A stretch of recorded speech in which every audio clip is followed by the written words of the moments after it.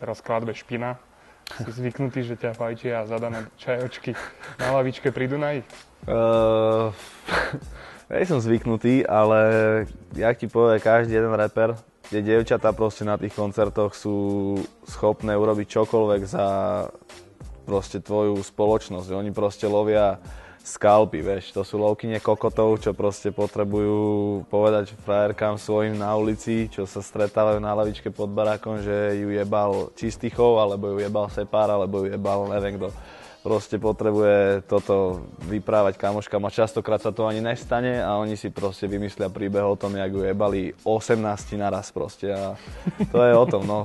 Počul som už aj také príbehy, že by sa ti zastavil rozum, no čajočky si fotia chlapcov do telefónov proste ráno, keď ešte spia rozbití po fajke, ty kokos a robia to preto, aby frajerkám svojim ukázali, že Henko, som fajčila jebala, vieš, proste to je v piči, im dievčatám úplne jebe. Videl som už aj čajočku, čo vyfajčila chlapca za tričko. Za tričko s logom skupiny, ktoré sa dávajú robiť bežne, ne? Tak za takéto tričko dostal fajku chlapec.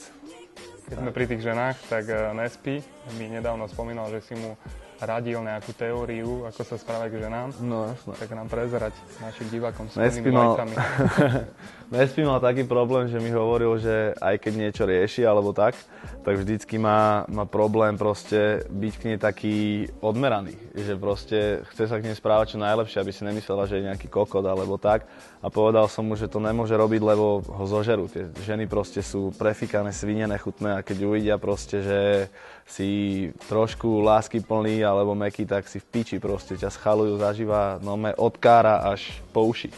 A to nemôžeš dopustiť, pretože on tú ženu nepozná, v živote ju nevidel, nevie, čo je to zač, vieš, on nemôže proste ju zobrať k sebe domov a ráno je spraviť raňajky do postele, to je proste pičovina. Keď neho vyfajčí a nejde domov po svojom, proste hotovo.